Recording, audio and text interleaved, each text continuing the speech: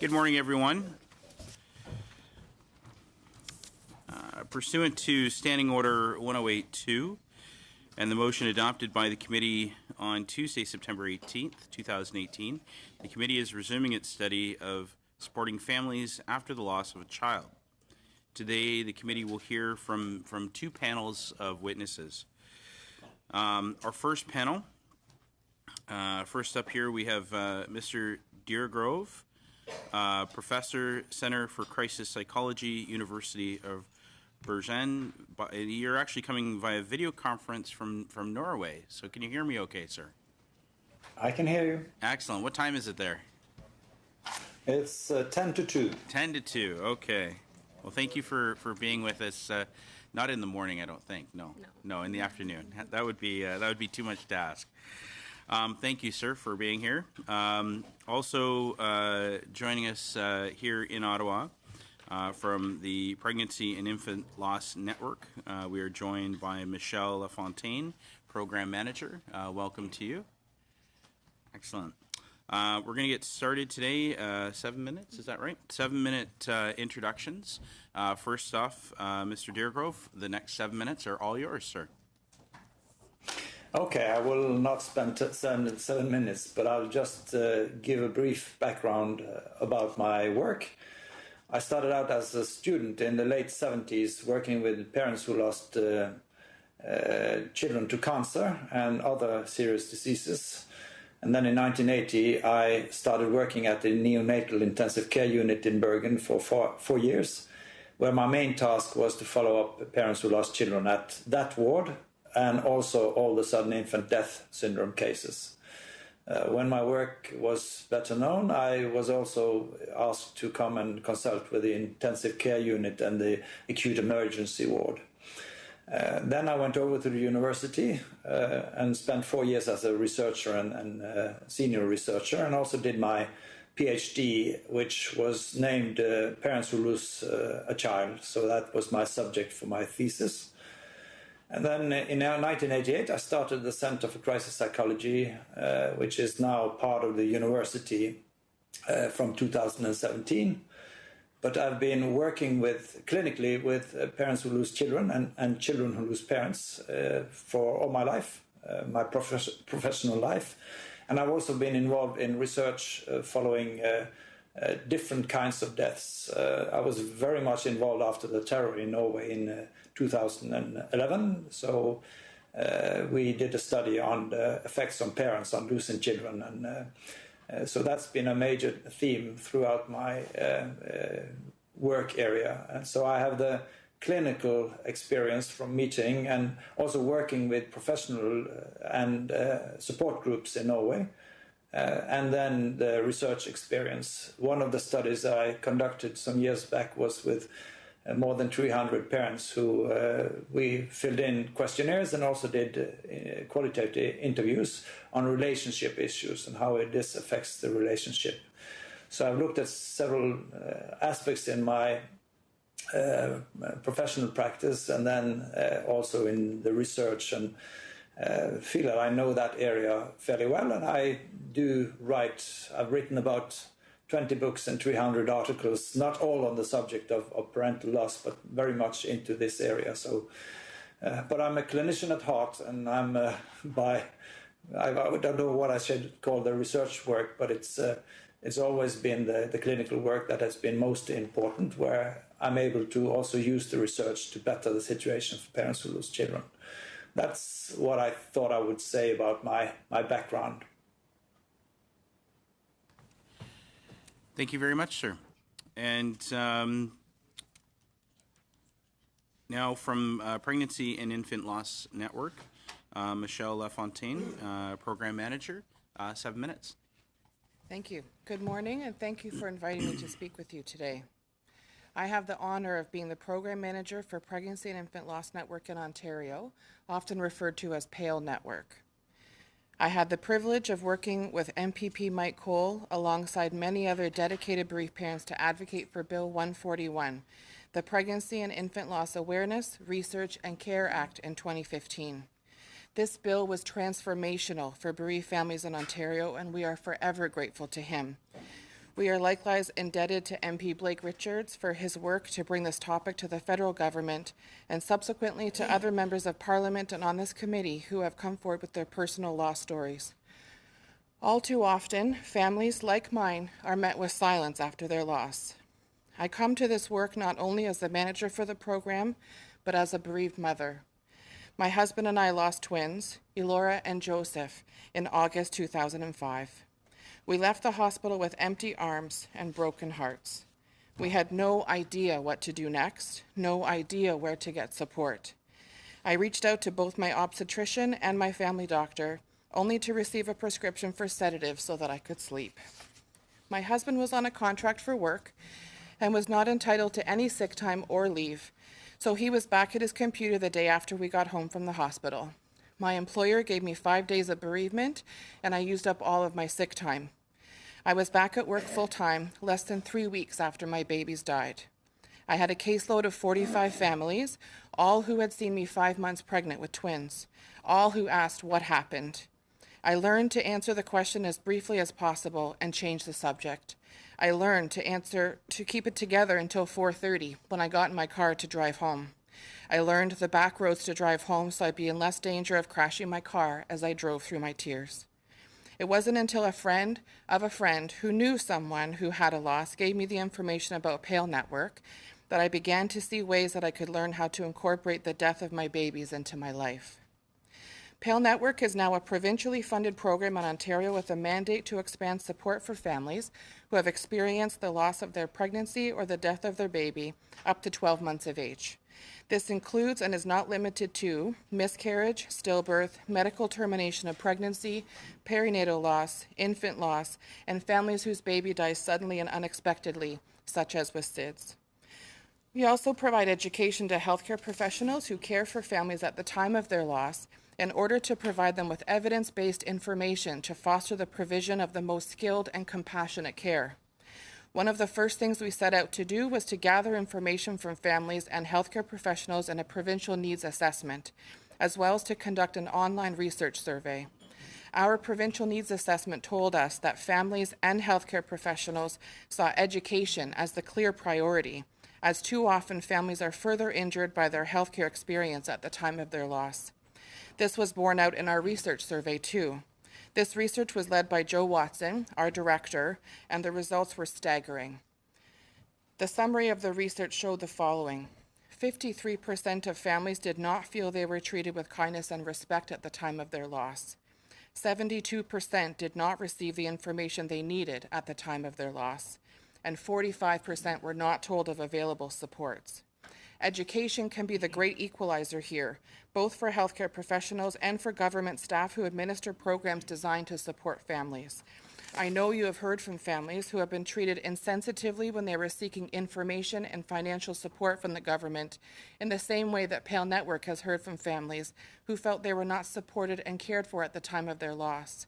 Education is what can change this. Education to the unique grief needs of families who have suffered immeasurable loss and are now feeling their way around in the dark, searching for the way forward. It is well accepted in the field of pregnancy and infant loss that the death of a baby is a traumatic loss and deserves to be treated as such, regardless of a clinical diagnosis of PTSD. Bereaved parents deserve to have their rights protected as they are set forward in a document from Women's College Hospital in Toronto and referred to by programs across North America. One of these rights asserts that parents be provided with information on support resources which assist in the healing process. I put to you today that these support resources should include government programs that support families' ability to access employment leave. A universal child bereavement benefit delivered by trained government staff could make a real difference to families who need time to begin the grueling work of grieving the loss of their baby. To that end, I'd like to highlight the impact a national bereavement care strategy could have for families across Canada. Programs like PALE Network, perhaps set up like chapters, in every province have the potential to address the inequity of support services for bereaved parents in our country. This approach would allow for services to be consistent yet responsive to the individual needs of the provinces. Funding that is shared between the province and the federal government would assure sustainability and would undoubtedly demonstrate improvements in parental mental health, access to support and information, and decrease stigma around pregnancy and infant loss. Financial programs that are put in place to support bereavement leave need to be explained to the family, and access to those programs require that families have trusted professionals to guide them through that process. Programs like PALE Network could play a significant role in bridging the gaping hole that exists between a bereaved family and the necessary services needed to help start them on the path towards hope and healing. In closing, I urge you to consider recommendations that include support, education, and clear guidelines for families who need access to bereavement leave. From my heart to yours, thank you. Thank you very much. And we're going to get started with the first round of questions. And MP Diot, you're up first. 6 minutes. Thanks very much, and thanks to the both of you for appearing here. Professor, it's very interesting that you were involved in the follow-up to the terrible terror attack in Norway. What did you learn about the parents' grief and their sense of loss? And further to that, how would that translate into, how would you take that and incorporate that into some kind of a legislation to help parents who are grieving a loss? Well, first of all, we followed them up at 3 time points after the loss, after 1.5 years, and then after 2 and 3 years. And we found an extremely high level of parents who struggled with complicated grief reactions. We were actually up at around 80% of them, and also with more than 60% with more post-traumatic stress reactions to a level where they would probably be diagnosed. And we thought that had to do with the extreme amount of traumatic reminders that they had to face in the years afterwards, with the court case going on and with the murderer being in the media all the time. So, but we also think that the way they were hunted and killed at the island, 69 youth, had a play in making so great effect on parents. I'm just to make it clear, you're talking about grief following all kinds of child loss, not only those at the early stage of life, right? That's correct. Just to make sure. Yeah. And I think that one of the things we have to think of is having systems in place for different kinds of deaths. What we see in disasters and terror often at once makes for a governmental response where we have a much better system, I think, for reaching out than we had from the day-to-day experiences. But our systems must include both what happens individually and what happens collectively. For example, in Norway, we have a very large country, as you have, but it's to travel from north to south is extremely long. So you have to build it locally. It has to be with local hospitals and the local communities, that they have structures in place. We've done some research on what are the structures needed to have a good support over time. And then there has to be someone with responsibility. There has to be a good connection between what we could say primary care and secondary care when you need more expert help.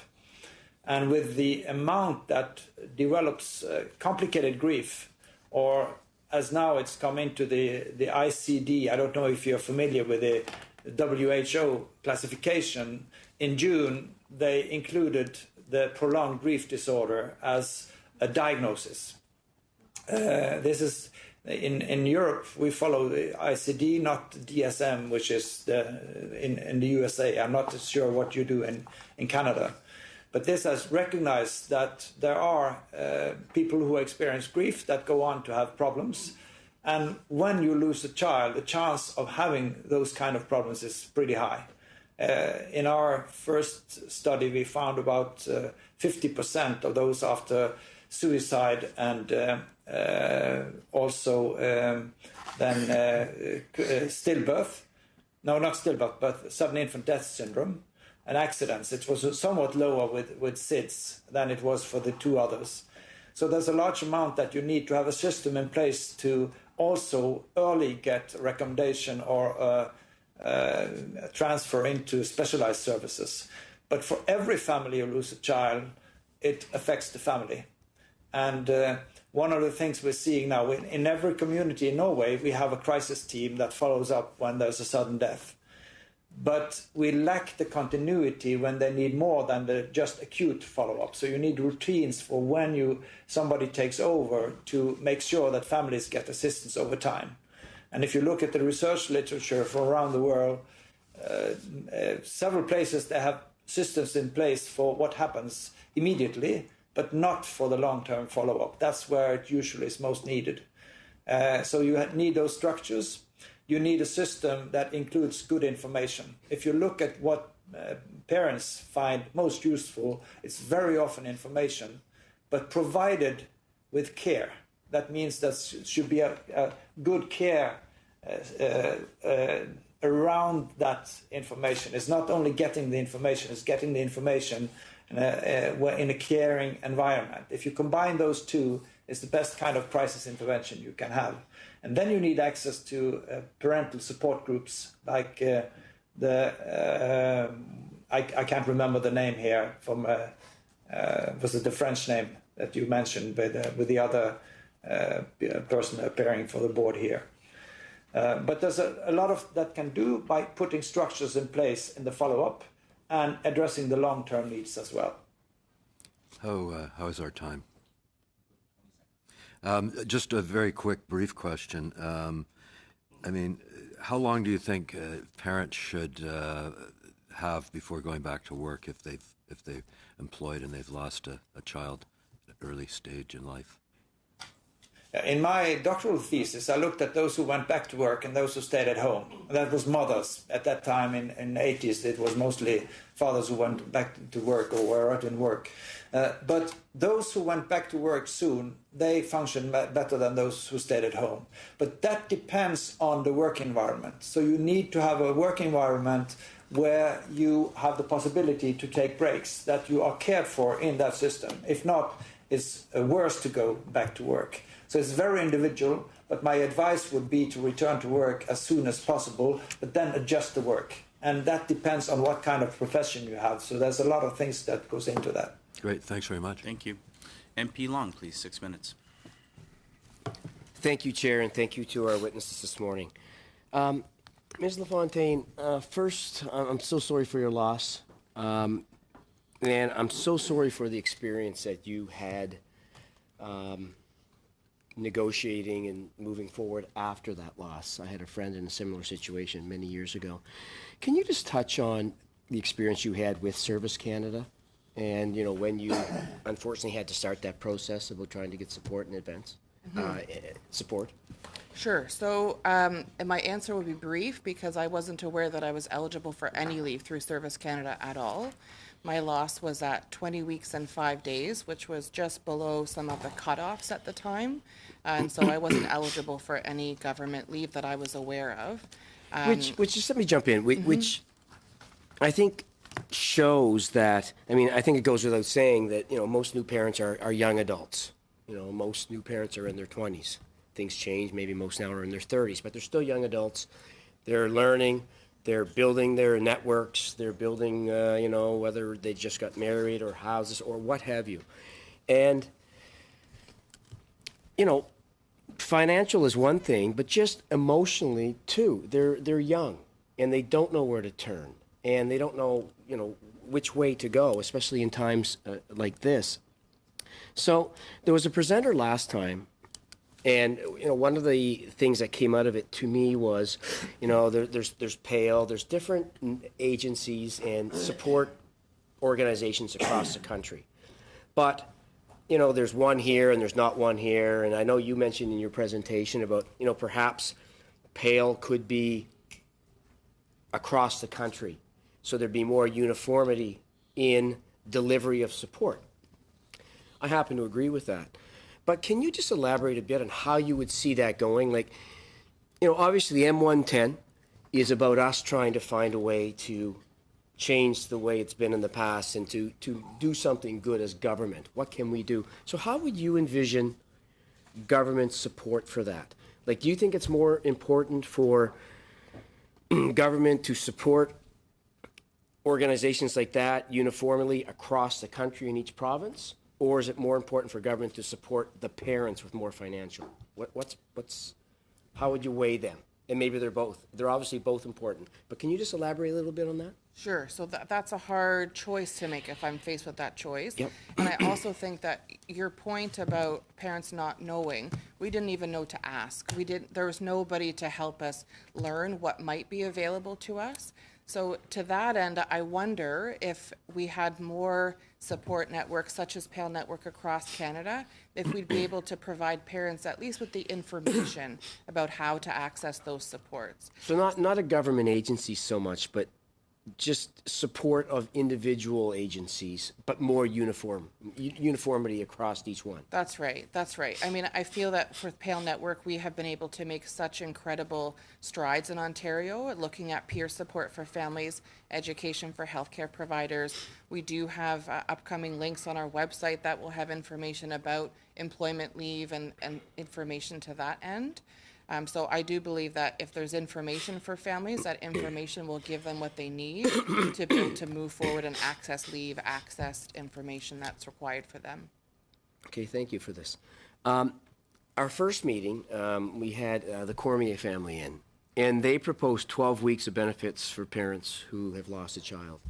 Do you believe that's an appropriate length of time? And what length of time would you like to see the benefit? I believe that 12 weeks would be an appropriate benefit for an automatic universal bereavement benefit. I'd also like to see that being paired with, not combined with, other leave that your particular employer might be able to offer you. So if you are able to also access a stress leave or a medical leave, if you're able to also access bereavement leave from your employer, that could stretch it out. I think 12 weeks would be the bare minimum that we would recommend for families. Okay, thank you. Professor Dieregroff, did I say that right? Dieregroff? You might be on mute. Okay. You hear me now? I have you now. Okay. The name was pronounced right. It's good. Oh, good. Well, thank you for that. I'm on a good roll today. Thanks for coming to us from Bergen. I spent a lot of time in Bergen in my previous life in aquaculture with Stolt Sea Farm. We had aquaculture operations in Bergen. Based on your experience, what's the best way? Because again, we're here because we want to get advice from our witnesses as to how government can move forward and help parents who suffer the loss of a child. So from your experience, what's the best way for us as a federal government to help? Well, you have a different system in Canada than in Norway. You hear me? Yes, I can. Thank you. Okay. But I think that it's important that those who meet the families at hospitals and in the health services have a responsibility to secure follow-up over time. And then you have the more voluntary organizations coming in and helping or being in addition to that. I think that should be somebody who has a response or a responsibility to follow up. I'd like to comment quickly also on the 12 weeks. I hope that is something that will be voluntary, because I think that some people, we have it in Norway, some doctors, they just put parents on sick leave and they do them a misservice in that way, because work life can also be going away from the loss, taking pauses from loss. It's important to go against the loss, but it's also important to go away from it, and therefore just having to be away from work for 12 weeks will not be a good idea for everyone. So you're saying there's just not enough. Leave is one thing, financial support is one thing, but there should be more support, wraparound support for the families. And flexibility regarding whether to go away from the work or not, because some people really cope well when they have another leg to stand on, not only being a bereaved parent, but they also have a work life. But it has to be an adjusted work life. Thank you very much. And now, Madame Sanssouci, 6 minutes. Monsieur le Président, je remercie. Thank you, Mr. Chairman. I'd like to thank both our witnesses. My first question is to you, Professor.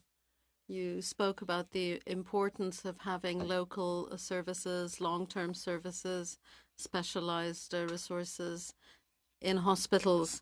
I would like to know, what there is in practical terms in Norway to support families? Do you have a network of organizations across the country? Are those organizations supported? I'd like to hear about the best practices in Norway to support families that are outside the institutional healthcare system. Or the families will be met by the institutional services. That means that the community's crisis team will meet every family. If it's in the hospital, there will be a hospital responsibility. Then the specialized services is a second line service. So if somebody is really suffering a lot, they will be referred to the second line and see specialists within psychology usually. But it's not automatic, and we are better off following up trauma than we are with loss. But with the now new situation with a diagnosis, there's more recognition of grief also in the public system. And the crisis teams we have in every community in Norway work primarily with losses, sudden losses, and that means often when there's a child that dies. It will be 90 to 95% of their work will be in relation to a loss. So that's a system. Then we have the nationwide organizations. There's not many of them. We have 3 or 4 that I would say, one for suicide bereavement, one which is for childhood before you're at the age of 4, and there's a third one as well. And these will be offering supportive services, and they will have, like this weekend, the former Sudden Infant Deaths Association, which is now have another name, had a weekend for them.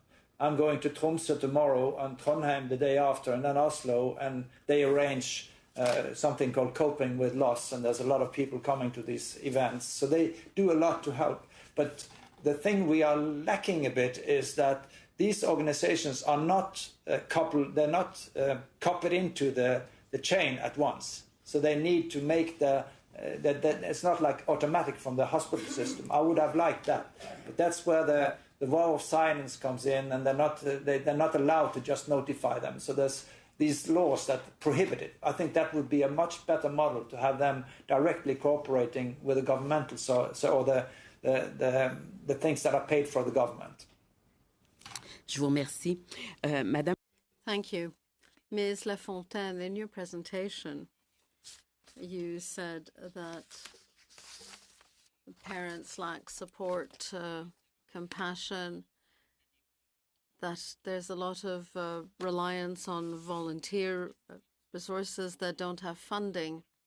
As part of this study, we have to make recommendations. Given the testimony we've heard so far, I believe we should be focusing a lot on funding for organizations on the ground and who do such extraordinary work, as you pointed out, with very little funding.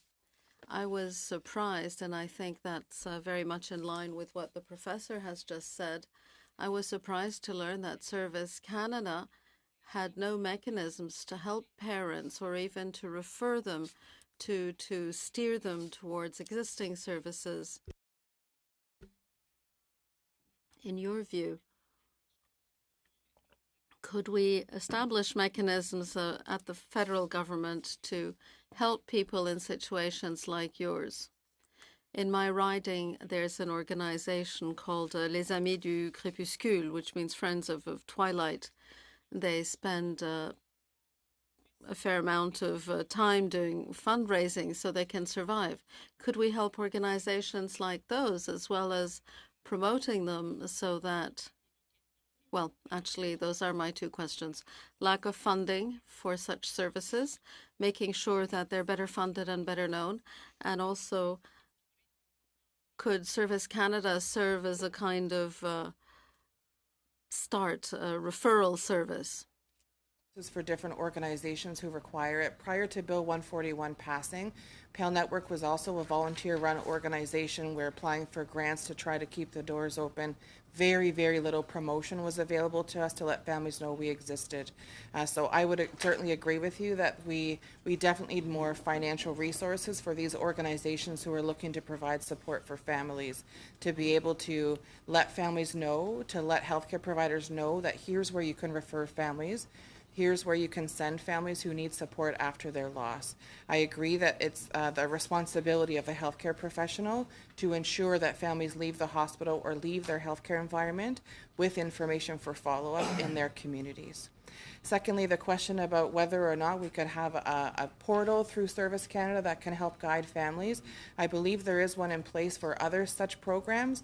That would be extremely helpful, particularly if the staff who were delivering that program had been trained on how to use the most compassionate language, to understand a family's normal grief pattern, and to know where to best support them. What other programs could they access? J'ai encore un peu de temps. Dans le fond, ce que je comprends.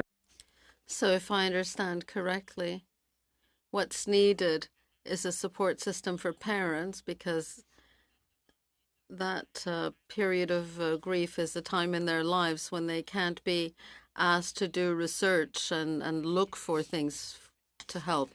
Parents who had to line up for services in the very first days after they're lost.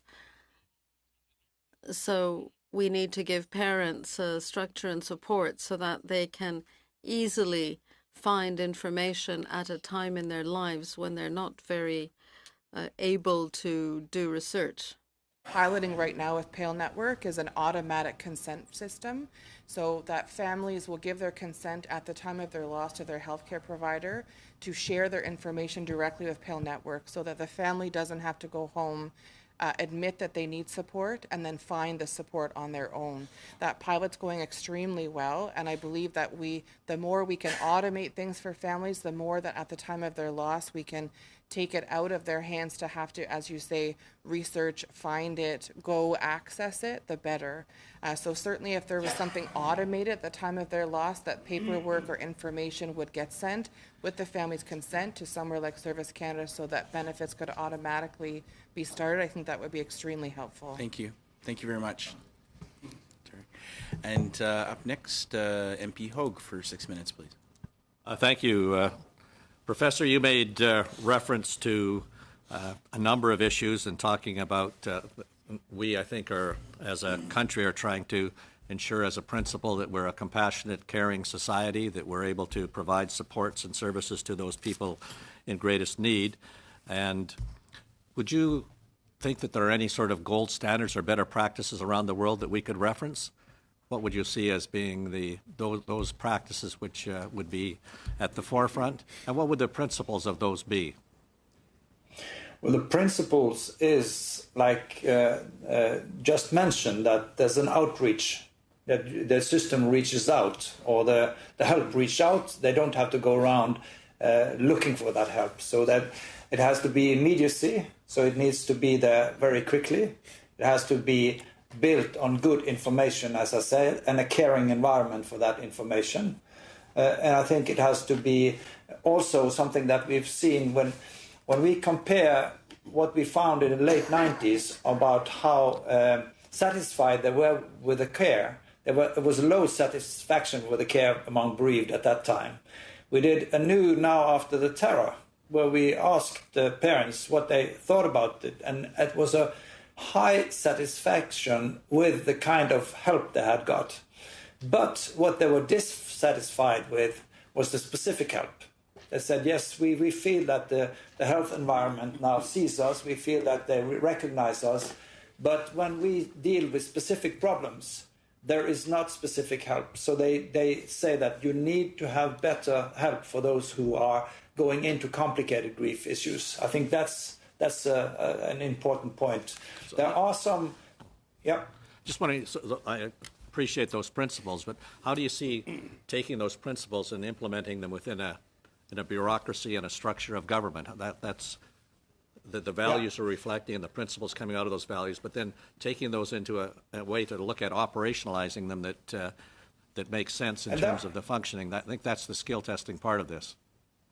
And there are some good articles that have summed up this from some of the big societies. I think it's from Pediatric Society, and they will be helpful for you to look at, because they see this is what people want. This is also based on what the feedback is from the users, if we use that name in this situation, those who have been bereaved.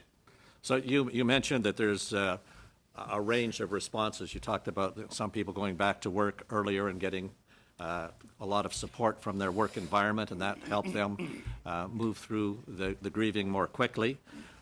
What do you see as sort of the parameters of flexibility with respect to this? So I'm referring to my wife and I went through a miscarriage late in a pregnancy. That was a significant issue, and whether or not what would be the scope of being able to identify where and when people would be able to access supports provided by the state, given the flexibility and the range of things. I've worked with families where the grandparents were significantly impacted, and the concerns with respect to that, extended family members. So there's a wide range of impact with PTSD, and certainly you made reference to, in North America we use DSM-5, the Diagnostic and Statistic Manual, in terms of looking at the responses to this. But sir, the PTSD and the response to this are very subjective. Each of us comes to it with a different set of understandings, a different set of challenges. How would you look at the scope in terms of addressing them? How did you address it in the issues that you made reference to with the terrible shootings that took place? How did you deal with extended family, with relatives, with neighbors, with friends? Is that part of the provisions that you're looking at, or is it focused much more acutely? Well, one of the learnings we have from the terror is we had one of our PhD students took her thesis on the friends' grief, and we could show that close friends of those who were killed were at the level of siblings when it came to their grief. It went down a bit sooner than for the siblings, but we identified those. The grandparents have been identified in several studies. Yeah. But of course, you need to start somewhere, and I think you start with parents and siblings, and then you have to build on that. But it's very flexible, and it has to be flexible because of the reasons you gave.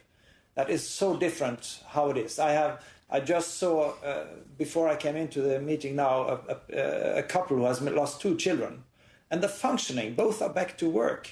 And if others had said that, no, is that possible? Yes, it is possible for some, but most people will be totally crunched by that. So you have to develop flexible systems with these structures built in that you know that you have a possibility for them.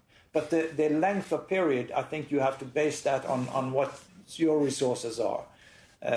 I could tell you that from Swedish research, we see that if you experience a sudden death, parents will, in general, have 10 times as much sick leaves over 3 weeks than those who have not experienced it. And if you have an anticipated death, it will be 5 times as much. So, and these are big studies. It is a societal problem that we don't follow it up well enough. Ms. LaFontaine, we're looking at psychological support as well as psychological and emotional support as well as financial support, and sort of and those, obviously it's difficult to separate those, but certainly within the context of the emotional and psychological support, do you see that falling primarily under our medical services plan, and that's where the first contact is with that, and then that transitioning more into the support that happens through a work environment and the state provides, and then the third part of that would be the community support that starts coming out. How do you see that kind of fitting together with all of those 3 pieces, and maybe there are more pieces that, in terms of being able to develop this notion of a compassionate, caring society where there's so much subjectivity in terms of the types of needs? How do we work our way through that? Just a brief answer, please. Okay, I believe a complex that, question? You're 42 seconds over, Gordy. Very briefly, please. I believe that families will need to access professional support as well as the type of support that we offer, which is peer support. Learning that you're not alone in your grief can be a very comforting notion for families to be able to move forward with that. In terms of being able to access other types of financial support, again, that could certainly be something that would be leveled on top of. I don't think they all need to happen one after the other. Thank you. MP Sangha, please. Thank you, Chair. Thank you very much. Thanks for the witness. You are here giving very good input. My feeling is, when somebody sorry to say that you lost your child. And I know you have personally faced that problem. one socially thinking, when we are in this type of problem, we want somebody to be close to us. You want to be nearby, and even you go to work, you want somebody to talk to you, listen to you, and so you may be telling your story sometimes to the others. You may be feeling like to give your inner feelings. But some people will be good. They will come close to you and sit and listen your story and console you. But others, they may be not having time.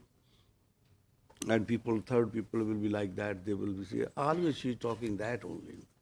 Why don't you change now? Why don't you change to something else? So what you feel that this type of social help, how far it will assist you to console? The social help that we could offer to families would certainly do a lot of work in breaking the stigma that's associated with pregnancy and infant loss. I feel that families would talk more about their losses and would be better accepted by their peers and by society if it wasn't such a taboo subject. If we had social supports in place that were well known, if we had emotional supports in place that were well known, in the same way that families know that when you have a cancer diagnosis, the Canadian Cancer Society is where you go. Families and society should be able to know if you experience a miscarriage or an infant death, this is where you should direct families to attend. You're right, there's definitely a lot of people who can hear you talk about your personal story and not be able to accept it for lots of different reasons. And we feel that education, again, would be the key to addressing that issue. But in families, when we are in the families, family members are there, and we have no problem because we give support to each other in the families, extended families. But when we are alone, when somebody who is a bereaved person, he or she, they are alone in the home, and at the same time when husband starts going back to work and mother is sitting alone, she has got big problems at that time. So you think money is the only criteria which can help, or there are other ways too? I do get agree out with of you this that problem. when you're by yourself, the isolation can certainly increase, and being connected to social programs, to peer support networks, to online support, those can certainly start to alleviate it, because unfortunately, it's not always the case that your family is the most supportive. Oftentimes, we hear families talk about their families who were not able to support them at the time of their loss. It's too difficult for everybody to talk about. And so they do have to reach outwardly. They do have to find who they can talk to in their communities. So the idea that we just throw money at the problem, I agree with you, is not the solution, but certainly money to support the social support programs that we could put in place to make sure that families don't experience that isolation, whether it's the partner who goes back to work or whether it's the person who gave birth that goes back to work. If we can have the conversation in our society that allows families to expand on their grief, to know that anyone they talk to can be a safe place to land, would be a great move forward. Thank you very much. Thank you, Jim. You're good? Okay. MP Richards, please. Thanks, and thank you so much, both of you. Michelle, I'll start with you. First of all, thank you for the courage that you've displayed. You talked about your personal story and how difficult it was for you to just struggle to get through the workday, and then talking about making the choice to take the back roads home because you knew at that point how much the day had taken out of you. And to take that and turn that into something where you're trying to do something to help others to not experience what you had to experience, takes a lot of courage, and thank you for that. I wanted to ask a couple of questions. First of all, in these situations, obviously we've heard all kinds of stories about people who've had to tell their story, their experience over and over and over again to bureaucrats, to Service Canada agents, to others. whether it be the bank, et cetera, to try and deal with with benefits or with various other things that go along with this. And as you've mentioned, often without a lot of information. But I want to just ask first of all, before we get to that, how important do you feel it is that people have access to someone who really understands their situation? So, for example, when they're dealing with Service Canada, how important is it for there to be people who maybe are dedicated, agents that they can deal with, who really understand what these people are going through, what they're dealing with, so that there can be the proper response? Is that something you would say is quite important? I think that's incredibly important. Without that type of education, to be able to provide the information in a compassionate way, those experiences could just serve to further traumatize the family. We did hear from lots of families who, when they go to seek support or go to get information, being told things that are just unconscionable. And I don't think it's because people don't care. I don't think it's because they are trying to destroy that family's day. I do think it's because they lack the education that they need to be able to provide that service with skill and compassion. Okay, so along that same lines, I just for one of the October 15th events that I attended this year, I met a young guy named Timothy, and he had just experienced, I think it was about a month previous, loss, and you could still see the pain on his face. Like he was still incredibly traumatized by the whole situation, and his story, when he told me, it was very much what you've just described.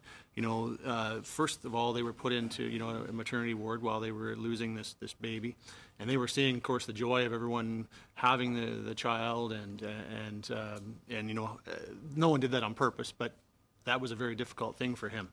And then they were just sort of told at the end, well, this is really common, don't worry about it, it'll be fine. And obviously that really hit him hard as well. And then they were just sent home, and there was no information. They had no idea where to turn or what to do next.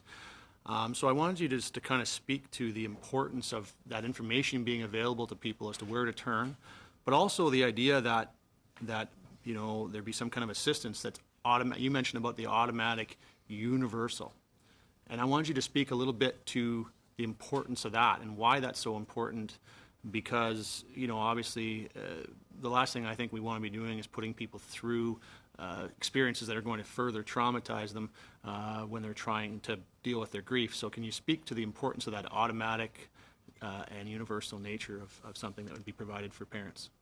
I think the automatic and universal nature of that type of support would firstly validate that this is a loss that deserves this type of attention and deserves to be supported by our government. When we offer families information at the time of their loss about support that is available to them, that doesn't necessarily mean that all families will access that support immediately. It's of course up to them to access it. However, just telling them that the support is available lets them know that many families need support just like you might need support. So to normalize the grief experience, to validate the fact that we know that you're not going to be okay to go back to work right away, and we have that taken care of. Families will look to their government for that kind of leadership and that kind of support, and a universal bereavement benefit would certainly do that. Okay, thank you. The other thing I wanted to just ask you about a little bit, you mentioned in your opening remarks about PALE and the fact that you deal with perinatal, and then SIDS and other loss of a child up to the age of 12 months. Mm-hmm. Can you speak a little bit to the difference in the kind of grief that you experience in those situations as compared to other loss, and why that a decision was made in creating PALE to deal specifically with perinatal and in that first year after birth with SIDS and those types of instances? The unique grief needs of families who have experienced the loss of their pregnancy or the death of a baby certainly requires a different approach at times, we feel. Our support, again, to be clear, is not professional support, but peer support. So all of our support, whether it's one-to-one phone support, circles of support that happen in over 23 communities in Ontario, where you can come and sit with other families who have experienced loss. We do find that when families are closer to their bereavement, they like to connect with others who have experienced a very similar loss to theirs. So if my loss was at 8 weeks, I'd like to speak to a family who also at a loss at 8 weeks. If I lost my baby at 3 months of age due to SIDS, I'd also like to speak to a family who experienced what I did. The healthcare journey is different. The experience of grieving what your hopes and dreams were for what that baby was going to be is quite different from a family who loses an older child, where you're looking back on memories that you had with them. Families who lose a pregnancy or a baby don't yet have those memories to build, but they certainly have an identity that they have created for themselves as a family. And we know that attachment begins long before birth. So for families who have been very, very much wishing for this pregnancy and for this baby to come, to lose that means the loss of the life that you wish that you could have had with them. So I think that's the main reason why we decided to keep things somewhat restricted in that way. We often refer on to families who don't fit that criteria, who have a loss of a child who's over the age of 12 months of age, mostly because we don't feel that they would feel represented in the groups that we offer and with the support that we offer. Thank you very much. MP Rumi, please. Thank you very much for both of your presentations so early in the morning where you are, Professor. Look, this is a tough topic to talk about. We're all empathetic to the losses that people experience, and indeed people have losses every day. Some of the things that we're hearing, and I lost my dad last year, and we had to fly to Montreal, and he was in a coma for a week, and we waited for him to die, and we really didn't know what was going on either. And after an hour after he died, the Jewish community rolled in this big cart with coffee and what have you. That's one way that they were able to show their support. So I think it's critically important that, and you mentioned the peer support. There's two things that are going on. Service Canada, which I'll talk about in a moment, but then the hospital services. And that's a question that I'm trying to come to terms with myself, because, you've got your NGOs, you got your provincial, you got your federal, you got your peer support. So what's triggering all this? What's happening, and how are these things? Did you start this organization, or? No, it's been around for about 25 years. It's been around for 25 years. And can you tell me if there's any governmental funding in that program? There is now. So after Bill 141 passed, we're fully funded by the Ministry of Health in Ontario. Okay. So that's good, because those are some things that government can do for a more direct approach. When we talk about Service Canada, what we've been hearing, that's more disconcerting to me, is the week, if you're on EI, the week that your child passes, your benefits end there. And we heard the stories of you're not applying, you don't send in the documents, and now you've paid into the system. Now you have to pay it back, and that generally comes quite quickly. Can you talk about any of those experiences, either through yourself or the people that you've met? Is that something that you're hearing going on? Absolutely. Families who, it's not top of mind for families to let Service Canada know that their baby has died, and oftentimes there's no one around them to tell them to do so. And so some of the education that we would need to give to funeral homes, to healthcare providers, anyone who's able to support the family at the time of their loss, to let them know that this is something that needs to be triggered with Service Canada would be beneficial. For families, I feel when the child has passed, it would be very simple, in my opinion, to be able to trigger that benefit to roll into a bereavement benefit, so that we wouldn't have families who have to pay it back. We certainly hear from families all the time who have experienced significant financial hardship as a result of the loss of their baby, and just not knowing where to go and what to do has been the culprit. So then I'm still trying to understand how this gets triggered, because most families don't want to talk to Service Canada. But yet Service Canada, somebody needs to let Service Canada know. And do the hospitals have enough information, or is that private information, that they can make that type of decision? So after the death of my father, we went to the funeral home, and they actually made a lot of the arrangements. Said, okay, give us this information, we'll take care of everything for you. But I'm seeing that would be it is a bit of a challenge with Service Canada, because not everybody knows that you're, for instance, collecting EI. Right. So would you have any recommendations on how we can make that seamless?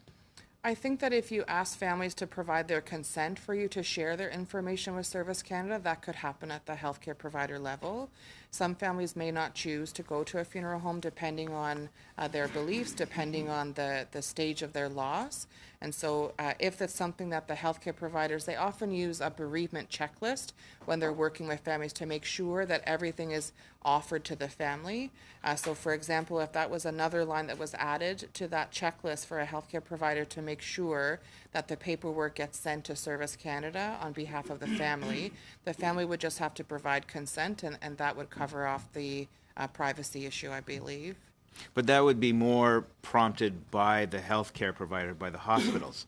So I'm trying to figure out, because we're on a federal level, what can we do as Service Canada, as a government? What can we do to facilitate that? Is there anything that we can do to facilitate that transition period between? Because we do know that with a death, it does roll over into bereavement. We do know that. But in some cases it doesn't. So there's a gap there. And we're just trying to figure out how do we, is it something that Service Canada has to initiate? In the case, again, of the father, the funeral, we have to send the death certificate, for instance. It's not pretty, it's not pleasant, but that, I guess, is the trigger to get the death benefit. I'm just trying to figure out is there things that we can do that could make that easier? I'm not sure that I can answer that for you. Yeah. I think if there's a death certificate that is issued and there's kind of some of the behind the scenes work that can be done, that's always helpful. I also feel that when families are aware that this is the process, that information can be comforting to them. So it's not jarring to them. It might not be easy, but if we know that families have these steps to go through, then they can have support to go through those steps, whatever they may be. Thank you. Thank you very much, and thank you to both of you for appearing here with our committee and contributing to this the study of this motion. We will be suspending briefly so that we can bring in the next panel. Again, thank you very much for joining us today. Suspend.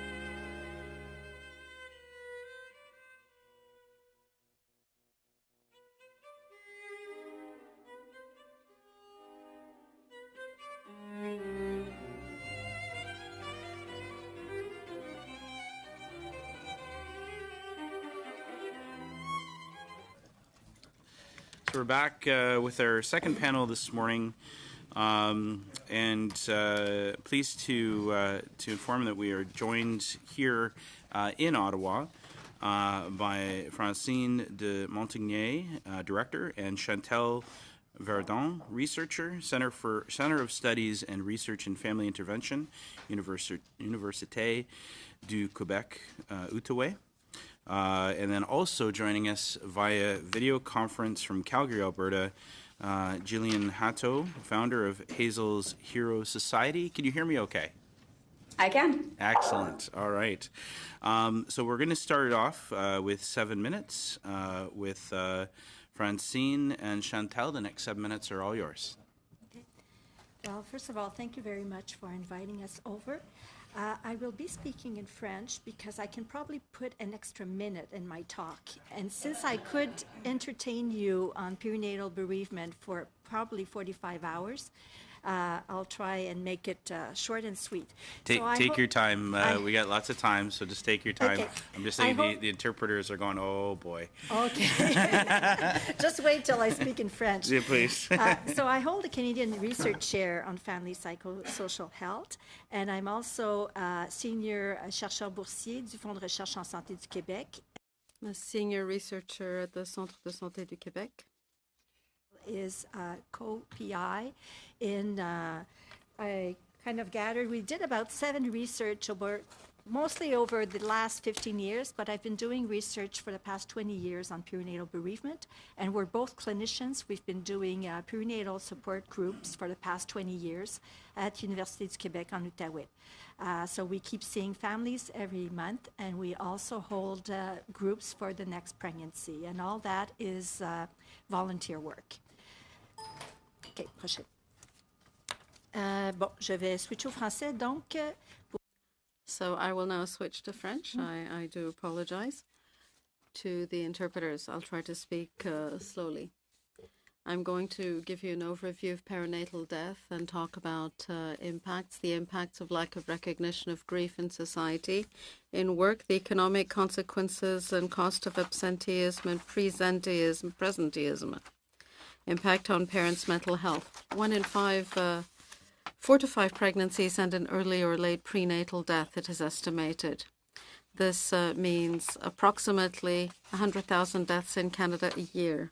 Health and social services for bereaved families are uneven across provinces, as well as within and between regions, and even within a given region. That means a parent can have access to a particular service in one region, let's say Laval, but not in Montreal. He would have or she would have to travel to a different region for that service. Access to paid parental leave is unequal between mothers and fathers and varies for mothers depending on the province of residence and the length of pregnancy. I can answer questions on that later on. This contributes to the non-recognition of perinatal bereavement and reduces the father to the role of progenitor and financial provider, as well as perpetuating the stereotype that the father's involvement in the family project is limited to conception. There's no emotional engagement in this schema. And yet the consequences of perinatal death are real, both in the short and long term. You have heard families talking to you. Both parents suffer grievous loss, tremendous grief. Perinatal death and subsequent bereavement have deleterious effects on the mental health of women and men up to 5 years after death. That involves depression, anxiety, grief. We're beginning to talk about post-traumatic stress and somatization. We've met thousands of parents in our studies over the past 15 years, and they've talked about suicidal thinking. 16% of women have suicidal thoughts. At present, we're supporting people during a longitudinal study, and we're hearing fathers talking about suicide after the birth of the following child. So the symptoms of grief persist even during the next pregnancy and even after the birth of a next and healthy child. There are also consequences for the conjugal relationship and for the development of subsequent children. There's an increased risk of marital tension, separations, and divorce.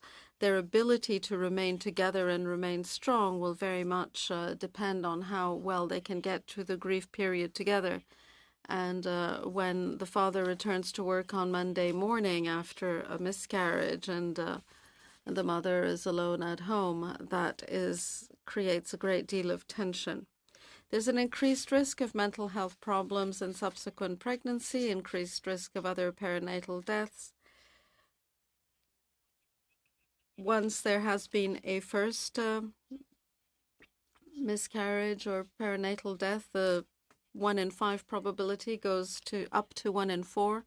So there is certainly a risk of having a number of such incidents.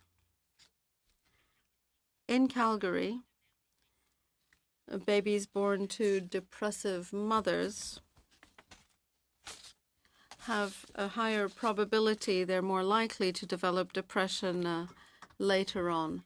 Immunity issues can be transmitted through the child, for example. They can be transmitted during pregnancy from the mother to the child. These are genetic issues, and they are carried on through generations. Mental health problems that have a genetic component are passed on. There is a postnatal effect. Babies with depressed parents, we've seen U.S. studies over 25 years. A baby with a depressive parent has an increased risk of depression and of internalized and externalized disorders in both childhood and adulthood. That varies according to the parent's gender. The effects of lack of recognition of bereavement in society and work. That lack of recognition is experienced in medical, family spaces, and social spaces. The workspaces where bereavement is least recognized, the silence that surrounds suffering and distress of grieving women, men who must learn to live with the death of a baby are often psychologically and physically shaken. The result is a high rate of presenteeism or absenteeism. The cost of productivity is 17.7 billion annually. The cost of presenteeism is usually 5 to 10 times higher than absenteeism. In cases of depression alone, absenteeism is associated with low productivity, concentration problems, lower decision making, and more workplace accidents. There are both direct and indirect economic consequences, increased use of health and social services. If you don't get the help you need at the beginning, you keep going back. Consequences on children already in the family, consequences on children born after the death, consequences on the extended family, such as grandparents, and consequences on families of diverse cultural origins. What do Canadian families need? Recognition, acknowledgement of their griefs, father as well as mothers, programs of social awareness raising, programs in the workplace, bereavement leave for both parents. They need to be supported by sensitive and competent staff who recognize their cultural specificity and their bereavement pathways throughout the continuum of care. Both implementation and evaluation of training programs is necessary. We put programs in place, but then we don't know whether they actually make a difference in people's lives. So we need research and statistics so that we know how many late deaths and early deaths there are. Longitudinal studies. We shouldn't always be looking at quick studies or looking at the results from other countries. Canada is Canada, and we don't know exactly what the bereavement paths or families are here or the consequences in the long term. We have now studies on the impact of grief in work, even though there is an article we're going to be publishing soon, but it's qualitative, not quantitative. We don't have quantitative studies. We have done a brief study on support for families that are culturally specific. We have assessed programs, but we don't know whether it's better for parents to be supported by volunteer or not. That's it. Thank you. Up next, we have Julian Hatto, founder of Hazel's Hero Society. The next 7 minutes are yours. Thank you. On May 29th, 2014, I gave birth to my first child, my daughter, Hazel Rose. She was born healthy, happy, and perfect in every way. We had 3 incredible months with her in our arms, and they were the happiest 3 months of our lives. There was no sign, no warning, no thought to her leaving us as abruptly as she did, but on August 31st, she fell asleep and never woke up again. That day will remain forever etched in my mind, yet even thinking about it makes my head start spinning and my stomach feel nauseated even 4 years later. What we went through that day and in the coming weeks and months, no person should ever have to go through. It's something that is impossible to imagine unless you've also lost a child.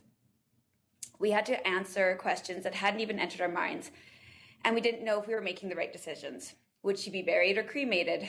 What did we want her to wear? Where would she stay, in a cemetery or at home with us? Then we had to plan a funeral. My husband Gareth and I created a slideshow of our most treasured pictures ever. We had to choose a venue, food and hot beverages to serve, and prepare speeches that would somehow convey to others how much we loved and missed our baby girl.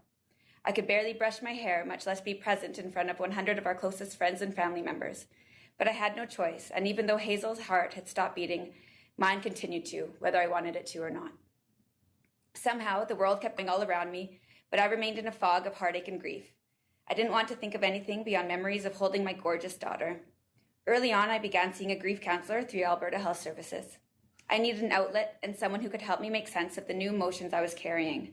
I had no idea that grief could bring such an onslaught of scary feelings.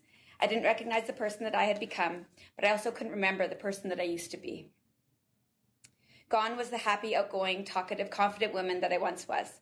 I was afraid to be in public. I was filled with intense social anxiety, and I was afraid of seeing reminders of what and who I had lost. But the reminders were everywhere. Pregnant women, happy families, babbling babies, landmines at every turn.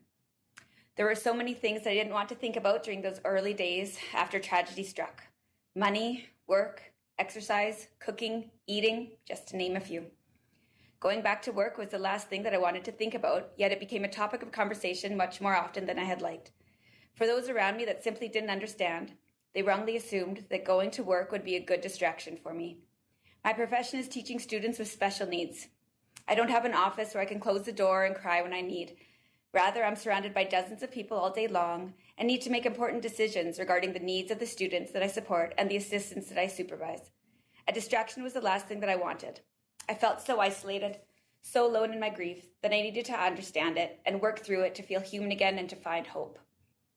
I personally do not believe that there's enough understanding about grief, especially child loss, and rarely do people know how to support grieving parents. Often things are said or done with good intentions, but with terrible results, often causing more harm than good.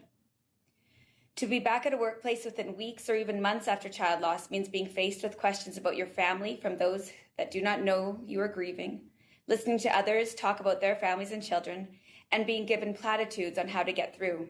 For me, it simply wasn't a safe place to be. My husband and I researched online what we were meant to do in regards to my EI, my work, and our financial situation, as no one at the funeral home or the hospital told us or even knew what we were supposed to do. In our research, we came across a benefit through EI for parents of murdered or kidnapped children, which I know has recently changed to parents of young victims of crime. I read that over and over and kept looking for something for parents who've lost children in other ways as well, but I couldn't find anything.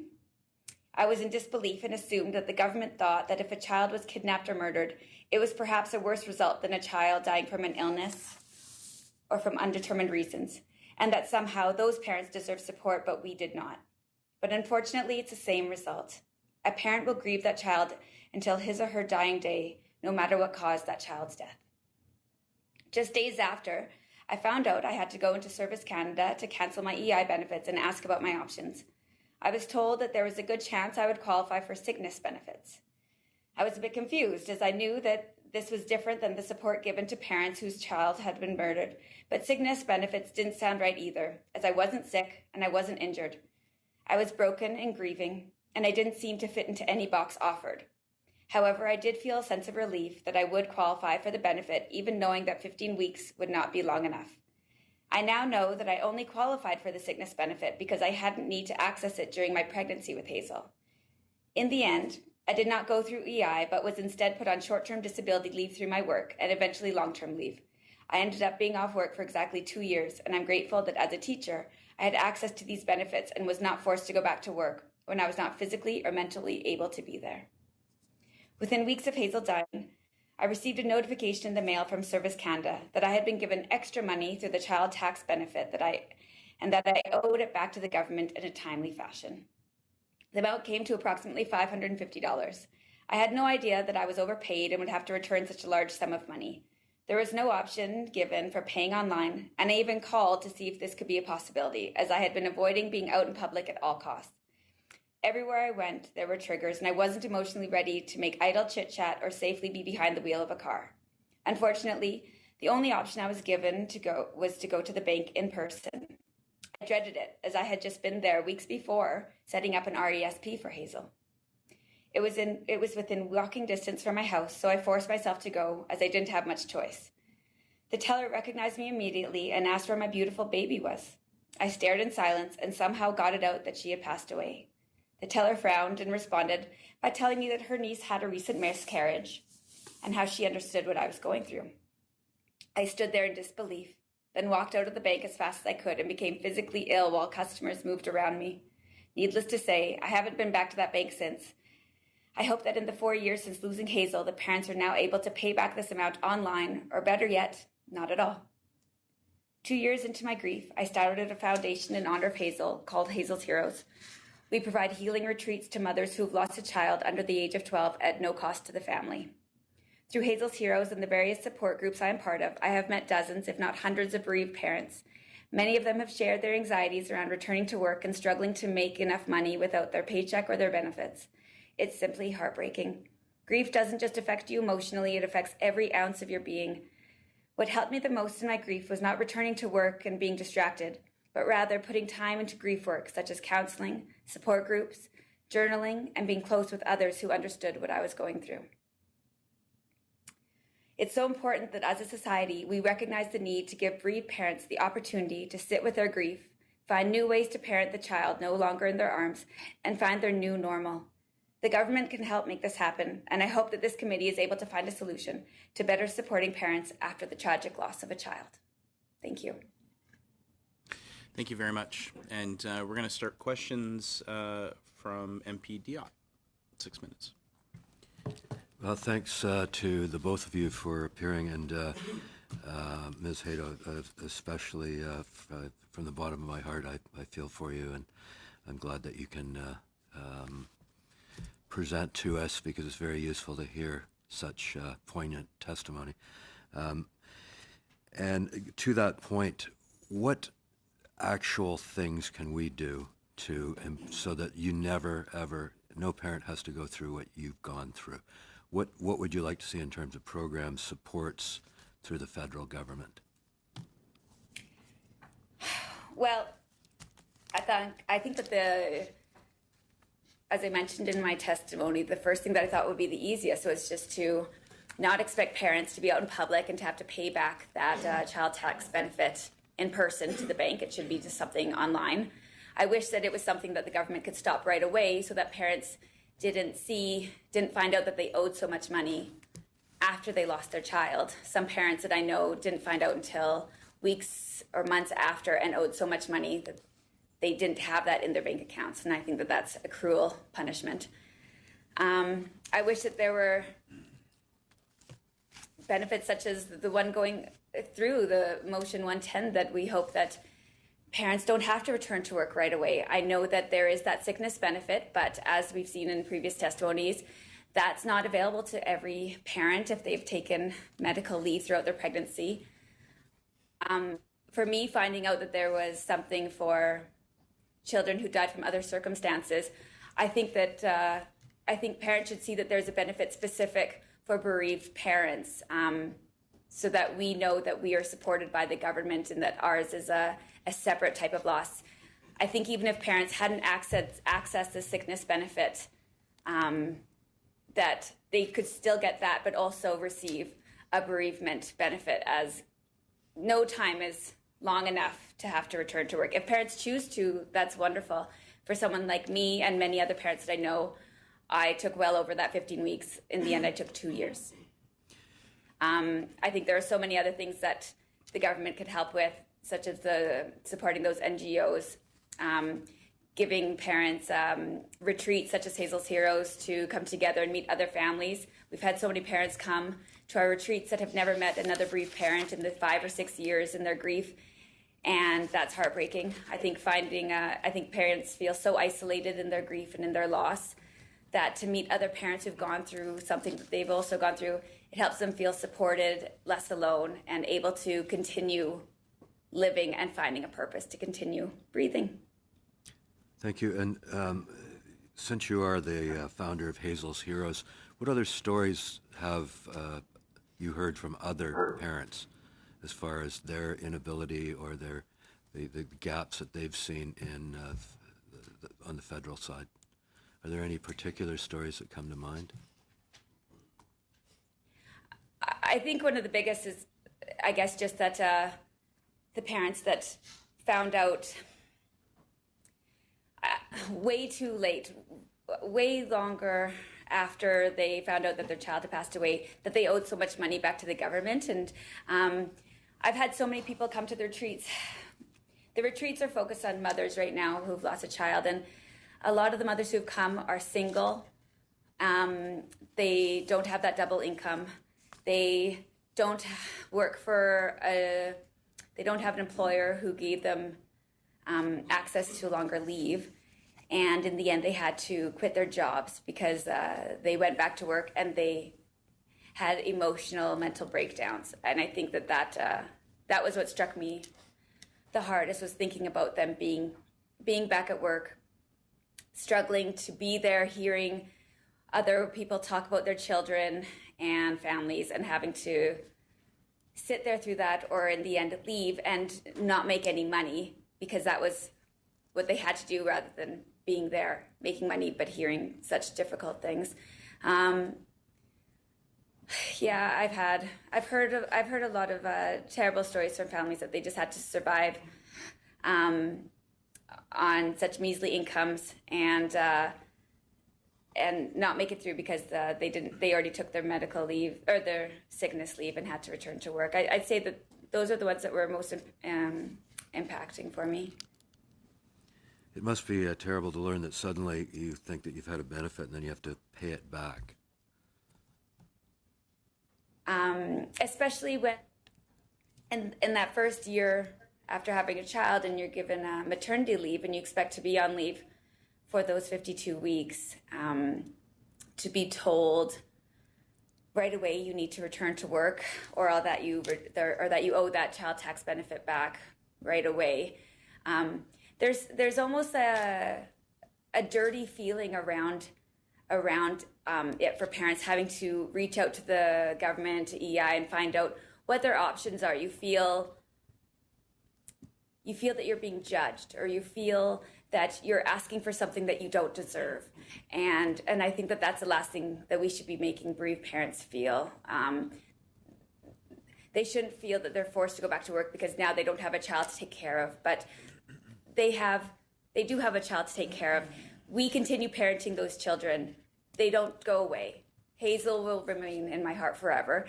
And I parent her through many other things now, having Hazel's Heroes.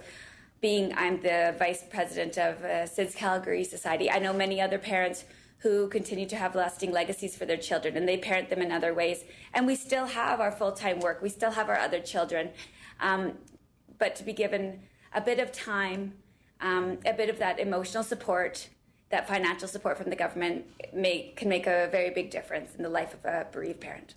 Thank you so much. Thank you. And now MP Rumi, 6 minutes, please. Merci beaucoup pour être ici. Thank you very much. Thank you for being here. With Hazel. There's no easy way to have this conversation. When a lot of the topics we're hearing about, the jurisdictions just fall all over the place, whether they're provincial, whether they're municipal, whether they're federal. And then you have the fact that the red tape, let's call it red tape, because it's somewhere along the line, whether it be Service Canada, whether it be whatever government organization, may not understand what's going on. So the questions I think that are faced with, what can we do as a committee that can cut away at that red tape? I mean, we hear that, as I mentioned in the previous panel, that the benefits stop when the week of the passing. And an easy fix would be that there should be a grace period. And we've heard this, and that's something that the federal government, that's something that we actually can perhaps look at.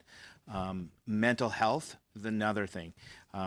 One thing that I think we all agree on is the value of the NGOs, the nonprofits, organizations like yours, and how are they funded? How can we help? So I guess the first question is, do you get any funding at all, provincial, federal, for Hazel's Heroes? Nope, there's no funding. It's all through donations. Okay, and that's interesting because it's difficult when you mention you went to the bank and people's first reaction is, oh, this is uncomfortable. I'm just going to say, well, my brother went through this, my niece went through this. And I don't think that's something that you can legislate. That comes with awareness, that comes with education, but it's still awkward for people because they don't know what to say in a public setting. So for me, I think how can the federal government do two things? One is provide financial assistance and cut away that red tape, which is so critically important. You had mentioned that they said that you owed $550. It's kind of silly that it's an automatic response that says, yes, you have to pay it in a timely fashion. I know in the work that we do in our constituency, it's easy for us to pick up the phone and talk to Service Canada and say, look, this is what's happened, and they will. So there's a gap there. There's something that's just not right, and we have to figure out how can we address that. You had mentioned that you were off for 2 years. And in the previous panel, the gentleman had said, the professor had said, some people come back a lot quicker, that sometimes it's not good to send people away for too long because they're not interacting and what have you. How could we address that? Because there's inconsistencies there. Trying to put a system together that says that, well, you might need those 2 years. Somebody else doesn't have any benefits whatsoever, doesn't get that. Can you speak to that a bit? Well, I definitely think it's individual, just as I know grief is individual. For my husband, he returned to work 3 weeks after the loss of Hazel. I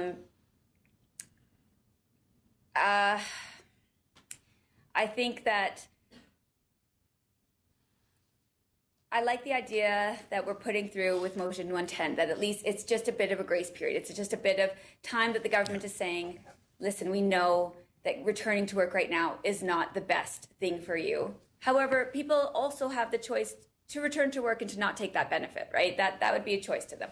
But for me, I did take that extra years. I think it really depends for the families what choice of work they're in. For mothers, I actually had a subsequent child in those 2 years, and I would not have been able to return with a newborn baby. And I do think that every situation is different, but I think providing a little bit of grace period. I don't think that saying 12 weeks or 15 weeks or whatever number of weeks is offered, we're saying that you're going to get over this or be done with your grief. But I think it's a way of showing some support for those families to access some of those supports that are available. Hopefully they're available. I'm quite lucky being in Calgary. I'm finding being part of Hazel's Heroes and hearing from families all across Canada, even in the States. I hear about the different supports offered in their cities and their provinces. I have been very lucky in Calgary to receive free grief counseling through the Rotary Flames House, and I know that that's not even an option in some of the other capital cities across Canada. And I think that's an area that we need. That I don't know if that's something that the government could look into, how supporting some of that mental health side of things. But like I said, even just a simple thing like obviously, the teller didn't know what to say, and that's very, very normal. People don't know what to say when it comes to grief and child loss. I think that forcing a parent to go out in public in those early weeks of grief seems like a cruel, unusual punishment. I almost wanted to wear a sign that said, "My child just died," just so people could understand, not to even ask me, "How are you doing today?" You know, someone at the grocery store packing my groceries and saying, "How are you today?" I couldn't even respond fine. I would just stare and want to be sick right there. The amount of extreme social anxieties you get, I can't even explain. I had no idea that was something that would happen. So to tell people that, no, you can't pay this online, you have to go into a bank where you just set up an RESP for your child. So I think that adds a lot of cruelty, and I think that should be something that should be easily resolved by it being an online option. So that's one simple thing I think that should be changed quickly. Thank you. Thank you. MP Sanssouci. Thank you. I'd like to thank all witnesses, Mr. Montigny, Ms. Verdon. We have to make recommendations in our study, and I would like us to think about funding for organizations on the ground. They do extraordinary work with few resources. One of your studies entitled Services Offered to Families with Perinatal Death, there's an observation stating that existing resources are poorly known to stakeholders and parents. You also highlighted something we had heard from many other witnesses. After the death of a child, and we've just heard it again, stakeholders don't always have, or providers of services don't always have the answers about where to steer people. I was surprised to learn that Service Canada has no mechanisms to help or steer parents to other services. So how can the federal government better support organizations to allow them to help parents more effectively? So how can their services be promoted and supported? Do you believe that the lack of funding is the only reason these services are poorly known? Can an organization like Service Canada serve as a portal to other services? So funding, referral, and access to information. Could you, please, the question is to both of you. The study you cited dates back to 2010, but it's the same thing today. Services are poorly known and poorly distributed across Quebec, poorly distributed across Canada. When it comes to perinatal death, the most active provinces are Quebec, Ontario, and BC. And there are some organizations in New Brunswick. Multiple solutions. Yes, Service Canada can answer questions, mais ça prend de la formation. You need to train. But it takes training. And we're in a death-denying society. So in that society, there's no space for death. So it's very easy to go, like anybody who loses a close one, you go back to work and people will ask you for a day or two, how are you? And the week after, they expect you to be just as productive as if nothing happened in your life. But death is unsettling. It's unsettling when it's a child. It's unsettling when it's a parent, when it's a sibling. And we need to have space to go through these emotions, to integrate them in our lives so that we can end up being more productive.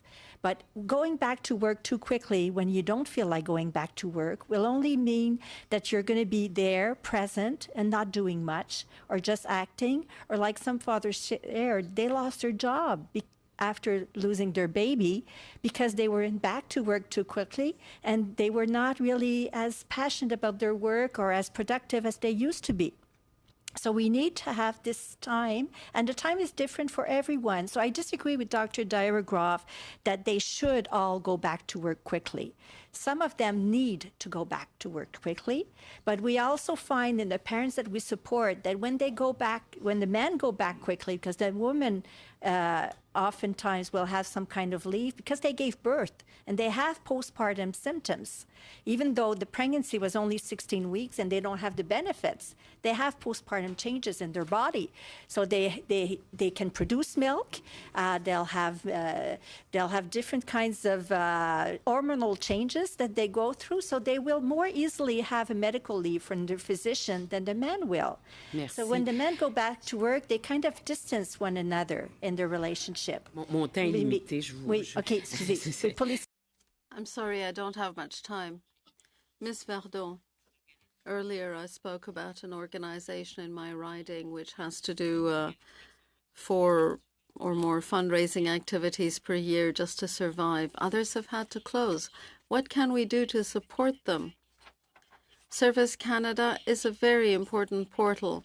Families, particularly immigrant families, when they arrive in Canada, refer to institutions, and I think Service Canada has an important role to play. If there is something that acknowledges their grief, if there's something on the website that puts the message across that grief is respected and recognized, if services offered in hospitals in different regions can be accessed through that portal, it is important. There is a financial impact and it's measurable. We know that organizations cannot survive without funding and if they're poorly known. So Service Canada could put resources on the web fairly easily accessible to anyone, and if that was across Canada, there would be a clear message that grief was recognized and valued. The clear message has to be sent out that the issue needs to be dealt with at all levels of government. Support groups need to be in place, and there needs to be support for healthcare organizations and for community organizations as well. This is important to parents because even they tend to play down their problems and their situation because they keep hearing the message. They keep having to go through mechanical, bureaucratic processes like cancelling EI. And it's also complicated. Even a maternity leave, there are some physicians who won't sign off automatically. They ask the mother, well, what do you think about it? And that sows doubt in the mother's mind. Healthcare professionals don't know enough about perinatal death and grief either. So we have to see how much people know on the ground. The training provided, bereavement courses are optional. We were talking about the grief of fathers and mothers. Perinatal grieving comes at the bottom of that list. So you need to send a clear message, be it to healthcare professionals, families, municipalities. It is time that grief in Canada is recognized because it affects the health of Canadians. Deaths that are trivialized end up in an accumulation of all kinds of suffering and long-term health problems. So the message needs to be clear. MP Long, please. Thank you, Mr. Chair, and again, thank you to our witnesses this morning. I want to start with you, Ms. Montigny, and Ms. Verdon. Your presentation was outstanding, and there's so much information here, and so much factual information and studies and so on and so forth. And I agree with it all, by the way. But at one point you talked about the workspace, and I just kind of jotted it down quickly. Workspace is one area where bereavement is less recognized. And I guess I'm wondering, that hits with me because, again, many years ago, I had a friend who went through the same kind of thing, and I look at that. One of the quotes you'd had up there about, somebody who suffered the loss in January, and then in March, they were let go because they said they lacked passion. That hits home to me because I had a friend who went through the very, very same thing. What can we do as a federal government to improve that situation for people that have to go back to the workplace and really suffer in silence that way? And, you know, it's a wide-ranging question, but I guess, you know, we always hear as federal politicians, well, you know, you can only do so much because it's more provincial jurisdiction. Is it more funding for the province? Is there direct support that we can do for organizations, maybe some funding stream that we can avail federally for organizations to tap directly to the federal government? I mean, it's an obvious problem. And again, your presentation is wonderful. There's so much here. But how do you see us helping in that situation? Like I said, it's a multi-systemic answer. There's not only one answer. And there is the problem that it's a problem, and it might be a strain, that provinces deal with some kinds of decisions and the federal government deals with others. Yeah, I just want to make sure. I just want to jump in. And I agree, it's multi-dimensional. Yeah. There's a lot of balls there. But what would you recommend? One thing I'm wondering, why are you not talking about Health Canada? Because Health Canada could also have an educational mandate so that they would train the health professionals, they will train people that are in the day-to-day healthcare systems, systematic training that would be available across Canada. That's a mandate, I think, of Health Canada. I recommend societal messages, like when you have mental health messages across Canada, when you have campaigns on different type of topics, it can permeate and it kind of put pressures on the individual governments to be doing something. But how do we drive, just further to your testimony though, how do we drive that into the workplace? I mean, it's great to say, you know, Health Canada should be more involved, or we need to educate Service Canada to be more compassionate, so on and so forth. But how do we get into the workplace to offer that support for people? Training the people at Service Canada is already something. If these people answer the phone correctly, if they become a model of how a service should be more sensitive to bereaved parents, bereaved people, it can become a model.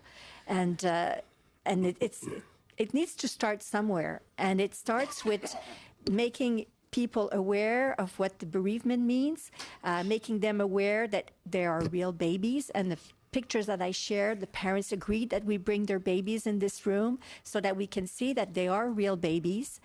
Je ne sais pas comment vous répondre exactement, mais I don't know exactly how to answer you, but we need to train people at various levels of government. That's a problem with being bilingual. I don't make a difference which language I'm speaking. It's my apology. Mais donc, d'avoir des... So it's important to have and to provide training. When you began this study, you sent a message. You're saying that the grief of parents is important. It has to be spoken of in the media. It has to be said. So your committee's study is already important. Still looking for something, though, that we can, I call it, grab onto, some specific thing. So I think the parental leave, my colleague said, having I would say at least a 20 weeks parental leave, or call it grieving leave. Parents can take it or not take it. This forces the workplace to recognize that it's not a vacation, because some parents were told, what did you do during your vacation? Right. I lost a baby. Right. It's not a vacation. So, okay, I'm just going to jump in. Ms. Haddo, I just want to ask you, you mentioned in your presentation, I believe, that your husband went back to work after 3 weeks. Is that correct? So, again, I go back to you stayed home. You mentioned that you stayed home for 2 years. Your husband went back after 3 weeks. You know, that obviously happens in a lot of situations. And I don't mean that in a bad way at all, but the husband probably does go back first. What would you recommend that we could do as a federal government to offer some flexibility for people that go back? Is it flexible EI? Is it a longer leave? Like, what can we do as a federal government to help that situation where your husband went back after 3 weeks and probably again had to go through a 9 to 5 day and suffer? What would you recommend? Well, I mean, I agree with the other witnesses. I think that just with the government offering a leave, like I said, when I was looking into the types of benefits that I could potentially access, I just saw the sickness benefit. And I think that having something for bereavement leave for parents who've lost a child, I think that sends a clear message that the government recognizes the important need for parents to have that grief. I think I don't want to put words into his mouth because he's not here, but when my husband went back to work, that he wanted it in some ways, just maybe for that routine, to continue that routine. Sure. But he wasn't right, and he wasn't off work. Right, when we had Hazel, I was home with her. Right. He wasn't. His routine was going to work every day, but he also had an office door that he could close, and he did tell me that on many occasions he had to shut that door and he had to be alone. He probably wasn't the best employee at that time in terms of being productive. Yeah. So I don't know. Like I said, something for me that really helped was doing that grief work, which was going to see my grief counselor, having that be something that was provided for me. So maybe for people that go back to work, is there some way that the government can support parents to see counselors, to see psychologists or psychiatrists within their workday? Because I know that's really difficult. Is that parents don't want to leave work, ask if they're able to leave during the workday, leave early because it doesn't look like they're being a good employee, but then they can't do it after work because they have other children or other things to attend to. So I think counseling is so important. I think doing some of that grief work is important, and we don't have that time to do that work if we're back at work. 2 years sounds like so long. I think when people hear, that Jillian was off for 2 years, those 2 years flew by, and like I said, I was busy doing a lot of that grief work. There wasn't a moment that I was just feeling like I was on vacation. Yeah, for sure. Thank you. MP Hogue, please. You have about four and a bit minutes. Thank you, and certainly hearing the testimony as we've gone through this process has taken us all to a lot of different places emotionally in terms of dealing with it. And Professor Dragoff spoke to us earlier testimony and talked about his dissertation and the studies that they followed through, looking at some people going back to work, and felt that some of those responded much more effectively to the emotional challenge they were facing. We've seen a lot of different responses. There's certainly an acknowledgement that we all respond differently to these type of initiatives. And Ms. Montagne, you made reference to the need for some quantitative research, something that so all we seem to have had so far is qualitative, and that's very emotional stuff. Is there any quantitative research being done? Is there any data that we have that actually would look at some of the baseline principles that might be coming out as we gather the subjective emotionality and the issues and tie that into the? Is there anything out there? Is there any research being done in a quantitative? Very little internationally, and we submitted a project 5 times to the Research Institute of Health, looking into the quantitatively following parents over a period of 3 to 5 years.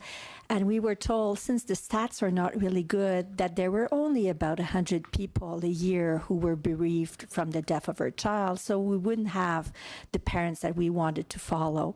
And we had to kind of demonstrate that miscarriage is also an important factor. And we have published on the impact of miscarriage on mental health on mothers up to 2 years after miscarriage, that they still carry this problem. I think we really need to be looking at parents from the bereaved their trajectory of grief, their trajectory of services, the repercussions on their lives, and going through the next pregnancy and the growth and the development of those children after, to see how we can best help those parents, because we kind of put all kinds of measures of support in place, but they're not always evaluated. Chantal and I, we did a workshop, a 4-hour workshops with nurses in emergency rooms, and we were able to improve the care of those nurses 100%, not only with parents who were bereaved from the death of a child, but every patient who came in with a mental health problem was greeted differently after this workshop. So it's not a really big investment, 4 hours to touch 100 nurses who are going to touch 4,000 families a year, only with the bereavement and all the others. So sometimes putting the money at the right place, training people correctly, evaluating the results of this training, the projects that we did with Movember that you can see with the DVDs that are things that are online and available, are all things that are helping parents and are available. One thing I wanted to say, okay, the 20 weeks I mentioned before, ideally, we would have a year, but we have to be realistic. It needs to be flexible. I think some dads might say, oh, I'm okay to go back to work after a couple of weeks, but maybe they'll be caught up 6 months later and find that they have less energy, less productivity. As their spouse is getting better, the dads get worse. And they're surprised with that. Having access to bereavement support in the work area is also a way, not only psychological support, but bereavement support, calling it. The cat is a cat, and bereavement support will be maybe more for fathers, for men, it might be more agreeable to them to go get that kind of help than to go get psychological support. Thank you. I don't want to go over the time. Sorry. No, thank you very much, and I do have to step in. We are out of time today, but I want to thank all of you for being here via video conference, and of course here in Ottawa. For my colleagues, just a few things for future business that I need to address before everybody packs up. November 1st, we are once again going to be talking about M110, meeting with witnesses. That one is not going to be in here. It's going to be in 268 Valor. On November 6th, next Tuesday, it's going to be a committee business day, also in 268 Valor. We're going to be starting clause by clause for C81. Next week. We really only have in the schedule 1 day for this, so I'm recommending that we add, as we did last week, a clause by clause from 6 to 9 in this space, 4:15. That would be on November 7th, the Wednesday next week. That'll give us 2 days. Solid days to do the clause by clause. I think it's necessary, given the number of amendments that we have seen. We expect, I should say, to come to us with regard to C81. If anybody has issue with that, we can talk offline. All right. Thank you very much. Adjourn.